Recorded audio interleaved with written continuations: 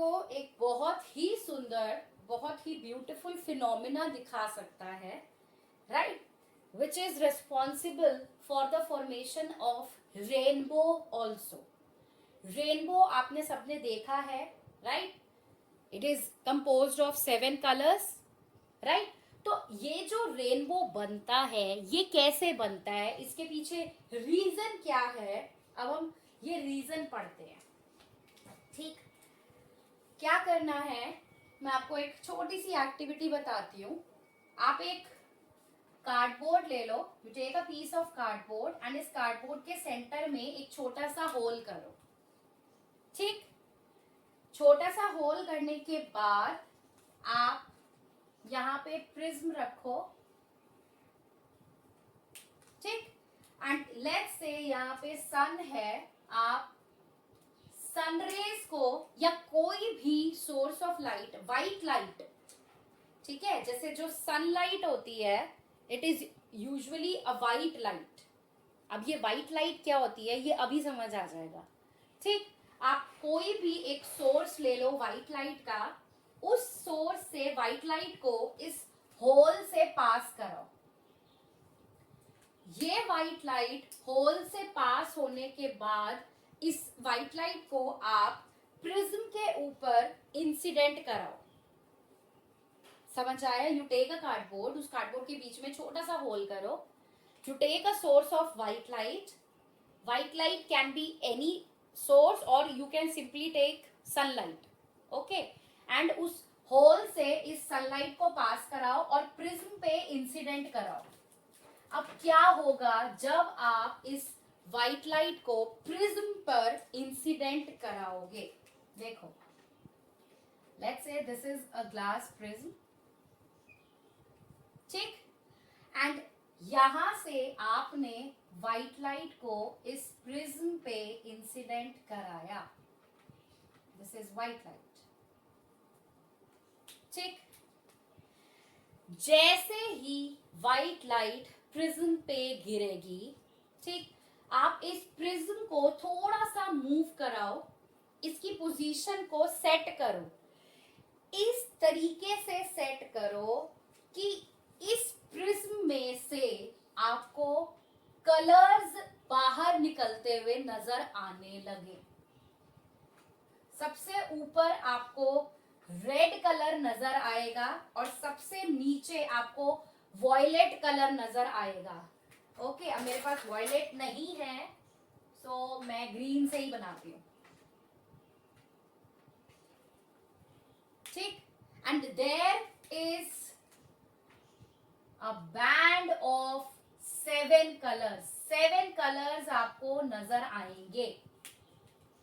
सबसे ऊपर red colour नजर आएगा, सबसे नीचे वॉयलेट कलर नजर आएगा एंड इसके बीच में और आपको 5 कलर्स नजर आएंगे। ये आप देख सकते हो बड़े आराम से, ठीक है। हुआ क्या, जैसे ही व्हाइट लाइट को आपने इस प्रिज्म पे इंसिडेंट कराया, ये व्हाइट लाइट ब्रेक हो गई 7 कलर्स में, एंड ये 7 कलर्स कौन कौन से थे? रेड, या मैं आपको एक्रोनिम समझाती हूँ, there is an acronym VIB, yes, VIBGYOR. आप इस एक्रोनिम को याद रखो, red, orange, yellow, green, blue, indigo and violet.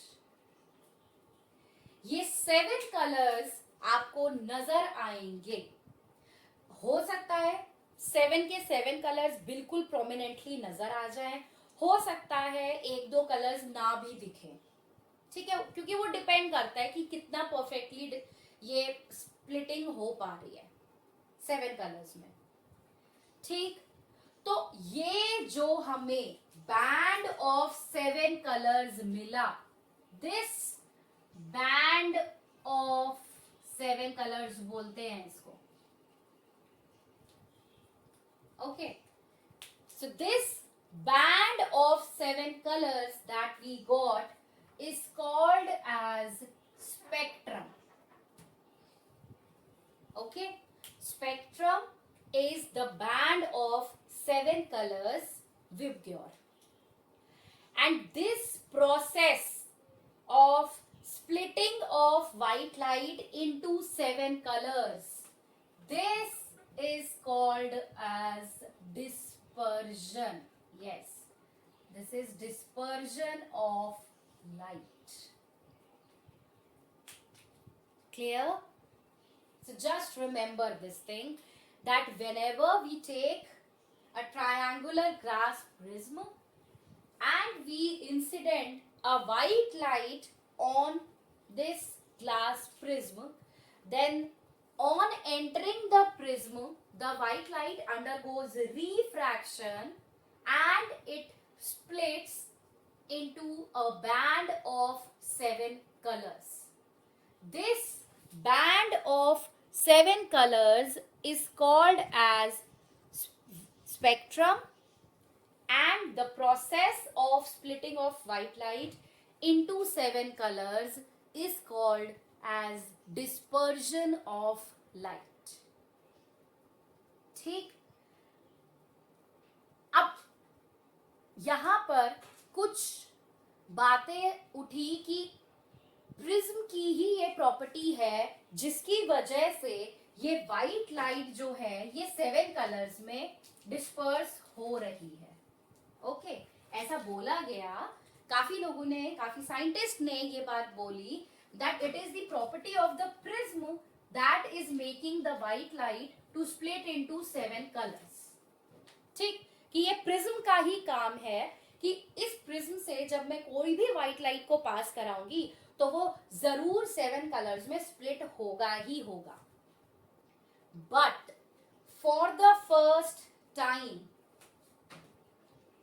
Newton, yes, Isaac Newton, he came forward to study dispersion. Newton ने क्या किया, ध्यान से देखिएगा. What he did, he took a prism, एक ट्रायंगुलर ग्लास प्रिज्म लिया, यहां से उसने व्हाइट लाइट भेजा. This is white light. ठीक, प्रिज्म लिया, प्रिज्म से व्हाइट लाइट को भेजा, एंड जैसे ही प्रिज्म से व्हाइट लाइट को भेजा ये व्हाइट लाइट स्प्लिट हो गई 7 कलर्स में. राइट, यहां से ये रेड कलर बाहर आ गया and we have a violet colour over here. ठीक, समझ आया. अब जैसे ही ये स्प्लिटिंग हुई 7 कलर्स की, न्यूटन ने सोचा कि क्या मैं इन 7 कलर्स को और भी ज्यादा स्प्लिट कर सकता हूं. ठीक, न्यूटन का दिमाग चला. न्यूटन ने बोला कि अगर व्हाइट लाइट मेरी 7 कलर्स में स्प्लिट हो रही है तो क्या मैं इन 7 कलर्स को फर्दर स्प्लिट कर सकता हूं. तो व्हाट न्यूटन डिड, उसने इस प्रिज्म के साथ एक और ट्रायंगुलर प्रिज्म रखा जिसमें से इसने लाइट रेज को पास कराना शुरू करा. जब उसने ऐसे एक और प्रिज्म को रखकर इन 7 कलर्स को उस प्रिज्म से पास कराया तो कुछ भी नहीं हुआ. न्यूटन ने सोचा कि ये तो कुछ हुआ ही नहीं, अब क्या किया जाए. सो व्हाट ही डिड, इसने इस प्रिज्म को इन्वर्ट करके रखा और फिर से बिहेवियर ऑब्जर्व करा.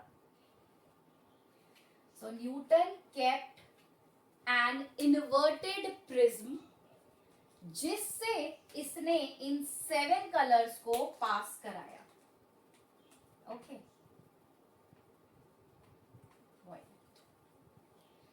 जैसे ही ये 7 कलर्स को इन प्रिज्म से पास कराया गया, न्यूटन ने एक बड़ा ही बढ़िया रिजल्ट ऑब्टेन किया. वो रिजल्ट क्या था, वापस ये बाहर निकलने पर इन कलर्स ने वाइट लाइट को ही दिया। ठीक, उसने एक स्क्रीन लगाकर जब ये चीज ऑब्जर्व की कि अगर व्हाइट लाइट को मैं एक ट्रायंगुलर प्रिज्म से पास करा रहा हूं तो मेरे वो व्हाइट लाइट 7 कलर्स में स्प्लिट हो रहे हैं। तो अगर मान लो मैं एक इन्वर्टेड प्रिज्म इन 7 कलर्स के आगे रख दूं तो क्या होगा? तो न्यूटन ने ऑब्जर्व करा कि ये 7 कलर्स जो हैं फर्दर और कलर्स में स्प्लिट नहीं हुए, बल्कि इन्वर्टेड प्रिज्म से पास करने के बाद ये 7 कलर्स वापस से व्हाइट लाइट में ही कंबाइन हो गए। So from here Newton concluded that it is the white light which is composed of 7 colors। ठीक, तो कोई भी ऐसी लाइट जो 7 कलर्स से मिलकर बनी है उसे व्हाइट लाइट बोलते हैं। तो न्यूटन ने ये एक्सपेरिमेंट करके कंक्लूड किया कि व्हाइट लाइट ही है जो 7 कलर्स की बनी हुई है। प्रिज्म का इसमें कुछ लेना देना नहीं है। ऐसा नहीं है कि प्रिज्म है तो व्हाइट लाइट 7 कलर्स बना रही है, नहीं।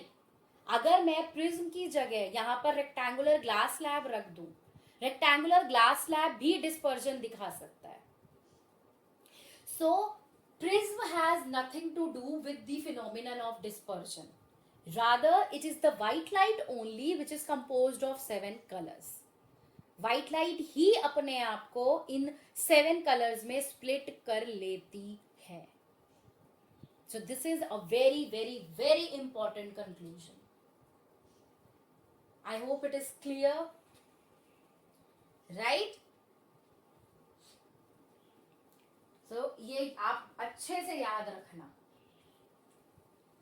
नाउ एंड ये जो डिस्पर्जन का फिनोमिनन है, ये ही डिस्पर्जन का फिनोमिनन है जिसे हम रेनबो फॉर्मेशन में देखते हैं। कैसे? देखो, जब भी बारिश होती है, राइट, रेनबो आपको हमेशा तब नजर आता है जब बारिश होएगी, when it rains and the sun shines, right? Rainbow हमेशा उस डायरेक्शन में बनेगा जिस डायरेक्शन में सन ऑपोजिट साइड पर हो। मतलब अगर सन आपका राइट हैंड साइड पे है तो रेनबो हमेशा लेफ्ट साइड पर नजर आएगा, और अगर सन आपका समहाउ लेफ्ट साइड पर है तो रेनबो हमेशा आपको राइट साइड पर ही नजर आएगा।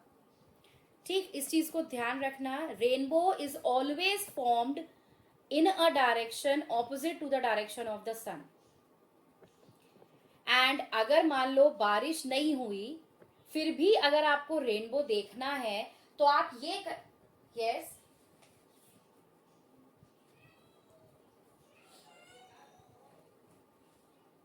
कौन से वाला पॉइंट?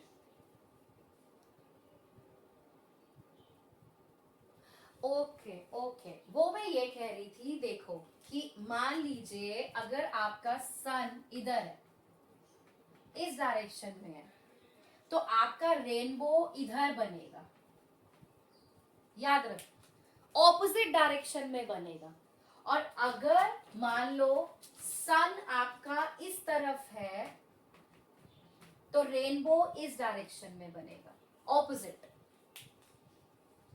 हमेशा यही होगा कि a rainbow will be formed in a direction opposite to the direction of the सन।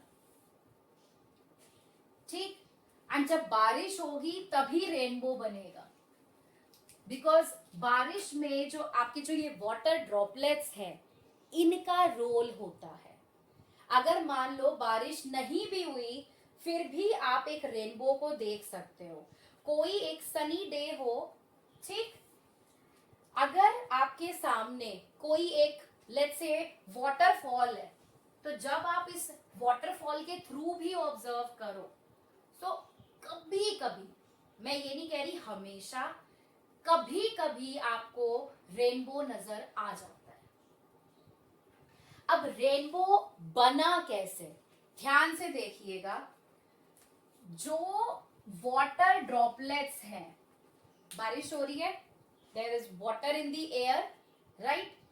जो वाटर ड्रॉपलेट्स हैं, these water droplets they act like small prisms. ये water droplets जो हैं, they act like small prisms. ये small prism की तरह काम करना शुरू कर देंगी, ठीक। अब व्हाइट लाइट आ रही है, या मैं कहूं सनलाइट आ रही है, ठीक। यहां से सपोज ये आई सनलाइट। इस सनलाइट ने जैसे ही रेन ड्रॉप में एंटर करना है, this is a rain drop, ठीक। ये सनलाइट आई, अब इसे मिली rain drop. Now there is a change of medium, यहां एयर है, रेन ड्रॉप के अंदर वाटर है, so there is a change of medium, तो ये बन गया इंटरफेस, राइट। अब जैसे ही मीडियम चेंज होगा, sunlight will undergo refraction, clear.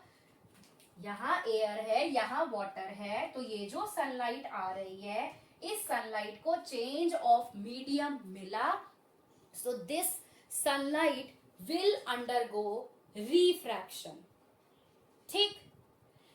Refract होने के साथ साथ ये सनलाइट अपने आप को स्प्लिट भी कर लेती है 7 कलर्स में, क्योंकि yes there will be dispersion, क्योंकि ये वाटर ड्रॉपलेट प्रिज्म की तरह एक्ट करेगा, क्लियर। तो जैसे ही सनलाइट ने एंटर किया, दिस सनलाइट फर्स्ट, ये एक तो क्या होगी, रिफ्रैक्ट होगी एंड डिस्पर्स हो जाएगी 7 कलर्स में, with violet at the bottom and this red on the top. Red colour ऊपर रहेगा, वॉयलेट कलर नीचे रहेगा, ये भी समझाती हूं कि क्यों होता है ऐसा, ठीक। अब ये सनलाइट ने एंटर किया, रिफ्रैक्शन एंड डिस्पर्जन हुआ और ये कलर्स आ गए अंदर। अब यहां पर ये जो कलर्स आए, ये इस रेनड्रॉप से बाहर निकल भी सकते हैं, नहीं भी निकल सकते, ठीक। अगर ये कलर्स मान लो बाहर निकल गए, उस कंडीशन में रेनबो नहीं बनेगा। लेकिन अगर ये कलर्स इंटरनली रिफ्लेक्ट हो जाएं, समझ आया, if these colors they internally reflect, अंदर रेनड्रॉप के अंदर ही रिफ्लेक्ट हो जाएं, then we will get a rainbow, फिर रेनबो जरूर बनेगा।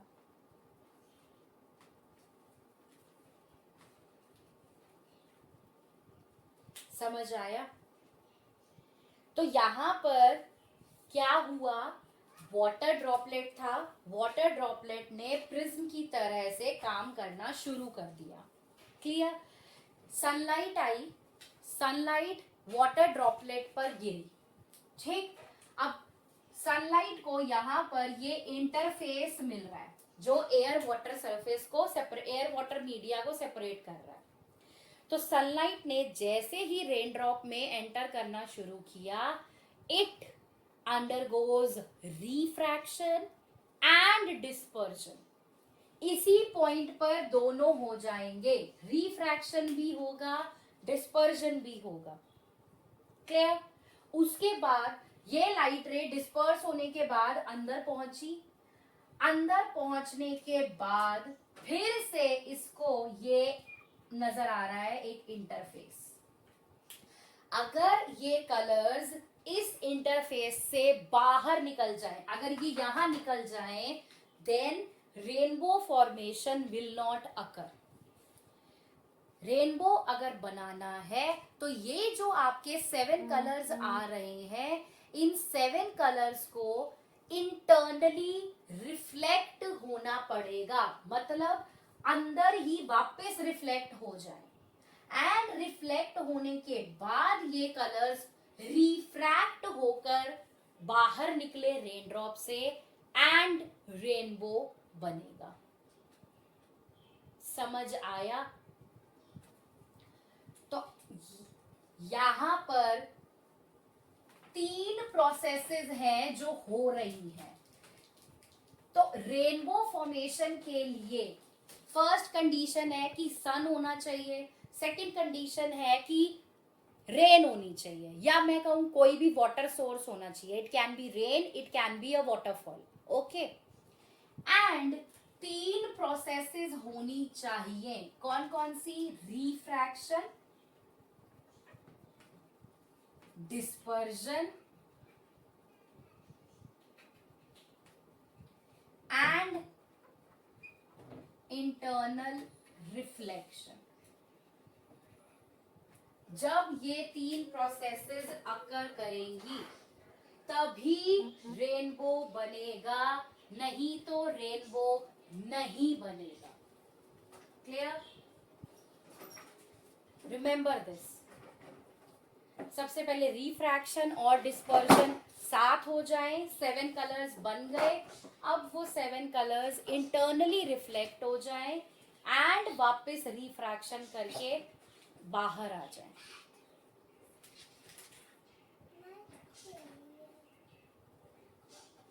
ठीक है? इन तीनों में से अगर एक भी बार कोई भी प्रोसेस ना हो, वो रिफ्रैक्शन नहीं करेगा। ओके, अब जरा ये देख लो, जो ये आप इंटरनल रिफ्लेक्शन की हम बात कर रहे हैं कि लाइट इंटरनली रिफ्लेक्ट हो रही है, इस चीज का क्या मतलब है? ये इंटरनल रिफ्लेक्शन आपकी एनसीईआरटी में नहीं है, ठीक है? टोटल इंटरनल रिफ्लेक्शन एक फिनोमिना होता है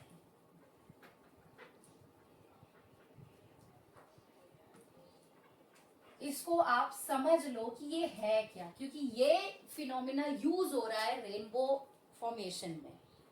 ठीक, ध्यान से देखना। मान लीजिए ये एक इंटरफेस है, ठीक, this is a denser medium over here and a rarer medium over here. ठीक, अगर हमें टोटल इंटरनल रिफ्लेक्शन, इसको TIR बोलते हैं, अगर मुझे TIR चाहिए तो क्या कंडीशन होनी चाहिए ये देखना है। ठीक, पहली कंडीशन है कि लाइट रे हमेशा डेंसर मीडियम से रेयर मीडियम में जानी चाहिए।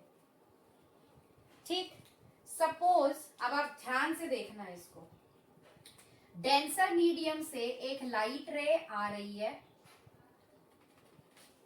Making an angle of incidence I। ठीक, डेंसर टू रेयरर एंटर कर रही है, so it will bend away from the normal, ये बन गया एंगल ऑफ रिफ्रैक्शन। ठीक, मैंने इस एंगल ऑफ इंसिडेंस को और ज्यादा बढ़ाया, लेट्स से मैंने ये एंगल I को और ज्यादा इंक्रीज कर दिया। अब ये लाइट रे रिफ्रैक्ट होगी दोबारा, एंगल R और बढ़ गया। क्लियर? अब मैंने इस एंगल ऑफ इंसिडेंस को और इंक्रीज किया, और भी ज्यादा बढ़ा दिया, लेट्स से। तो एक ऐसा पॉइंट आता है जब हम इस एंगल I को और भी ज्यादा इंक्रीज कर देते हैं कि ये जो रिफ्रैक्टेड रे हमें मिल रही है, ये रिफ्रैक्टेड रे अलोंग द इंटरफेस चली जाती है making an angle of 90 degree. ठीक, तो यहां पर एंगल ऑफ रिफ्रैक्शन 90 डिग्री हो गया। तो जब हम एक इंसिडेंट रे को डेंसर मीडियम से भेजें तो जिस एंगल ऑफ इंसिडेंस पर हम इस लाइट रे को भेज रहे हैं उस एंगल ऑफ इंसिडेंस पर ये एंगल ऑफ रिफ्रैक्शन 90 डिग्री बन जाए तो इस एंगल ऑफ इंसिडेंस को हम बोलते हैं क्रिटिकल एंगल और इसको IC से इंडिकेट करते हैं। ठीक, critical angle is that angle of incidence where angle of refraction becomes 90 degree। ठीक, एंड इसके बाद जब आप एंगल ऑफ इंसिडेंस को क्रिटिकल एंगल से भी ज्यादा कर दोगे, now angle I is greater than critical angle, तो अब ये रे ऑलरेडी सरफेस इंटरफेस से जा रही थी, अब ये रे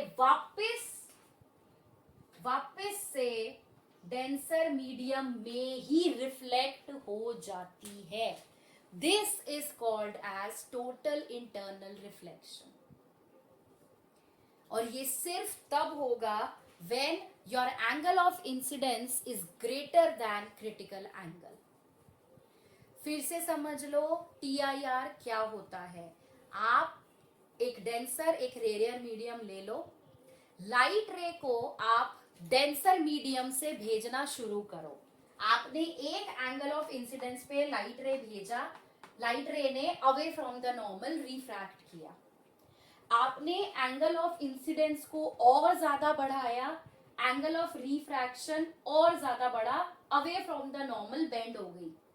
ठीक, एक ऐसा पॉइंट आता है जब हम एंगल ऑफ इंसिडेंस को इतना इंक्रीज कर देते हैं कि रिफ्रैक्टेड रे अलोंग द इंटरफेस चली जाती है, making angle of refraction as 90 degree. तो जिस एंगल ऑफ इंसिडेंस पे एंगल ऑफ रिफ्रैक्शन 90 डिग्री हो जाता है उस एंगल को हम बोलते हैं क्रिटिकल एंगल। ठीक, एंड जैसे ही मैं एक लाइट रे को इंसिडेंट कराऊंगी उस एंगल पर, उस एंगल ऑफ इंसिडेंस पर which is greater than the critical angle, then वो लाइट रे वापस उसी डेंसर मीडियम में रिफ्लेक्ट कर जाएगी। इसको बोलते हैं टोटल इंटरनल रिफ्लेक्शन।